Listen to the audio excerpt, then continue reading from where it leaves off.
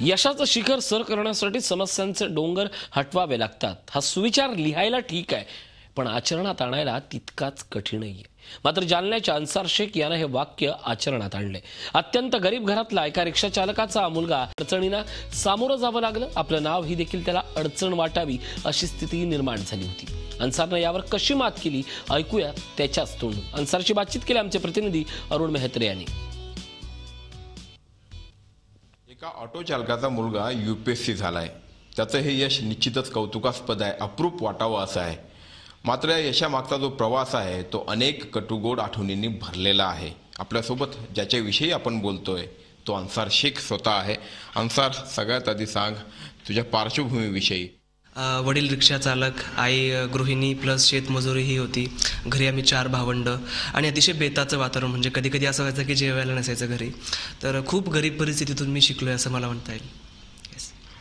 अशी सगळी परिस्थिती असताना तुझ्या मनामध्ये कधीतरी UPSC व्हावं असं येणं ते कधी असं मनात आलं? हे जे करप्शन आहे ते एक प्रकारचं शोषण असतं आणि त्या शोषणाचा सर्वात मोठी बळी गरीब कुटुंब असतात. आणि म्हणून याला बदलायचं असेल तर गरज आहे ज्यांनी हे भोगलंय त्यांनी सिस्टीममध्ये यावं, मोठ्या पदावर पोचावं आणि याचा नायनाट करावा. आणि देन मी डिसाईड केलं की मी मोठा अधिकारी होणार, IAS होणार. आव्हानांचा, अडचणीचा काळ कसा होता, काय नेमके अनुभव आले ते मला सांग. मी सुरुवातीला आलो, मला 2 महिने इथं आधी राहण्याची गरज होती आणि ते राहण्यासाठी मला रूम हवी होती.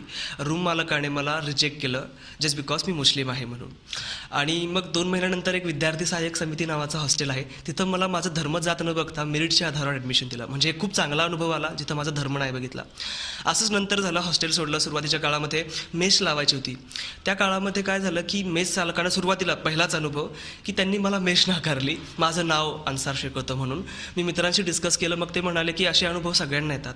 महिलांसोबत डिस्क्रिमिनेशन होतं, SC सोबत होतं, ST सोबत होतं, LGBT सोबत होतं, आपण बघतो आणि भारतभर होतं, जगामध्ये होतं. त्यामुळे नवीन काही नाही आहे आणि it's a part of life. मग माझा मित्र होता, क्लोज फ्रेंड, मी त्याचं नाव घेतलं शुभम. आणि मग मी ज्यावेळेस मेस लावायला जायचं असेल त्यावेळेस मी त्याचं नाव म्हणायचो की माझं नाव शुभम वटकर आहे आणि मला सहज मेस मिळायची. आणि मी त्यातून पॉझिटिव्ह एनर्जी घ्यायचो की आपल्याला हे बदलायचं आहे आणि हे बदलण्यासाठी आपण आणखी चांगला अभ्यास केला पाहिजे. अनेक अनुभव तुझ्याकडनं ऐकायला आवडेल. जो UPSC म्हणजे तू परीक्षा दिल्यानंतर जो इंटरव्ह्यूला तू गेला होता आणि तिथे विचारण्यात आलेला प्रश्न आणि त्याला दिलेलं तू उत्तर, काय अनुभव? त्या प्रश्नाचा आपण कंटेक्स्ट आधी बोलूयात.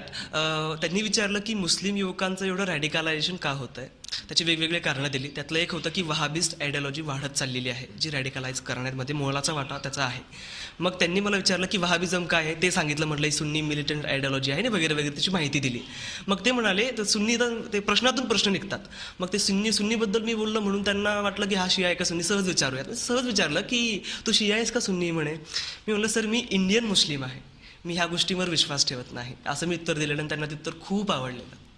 धन्यवाद अन्सार आणि तुझं पुन्हा एकदा अभिनंदन. तर असा हा अन्सार, तो काय आहे, कसा आहे आणि आपण त्याला काय समजतो.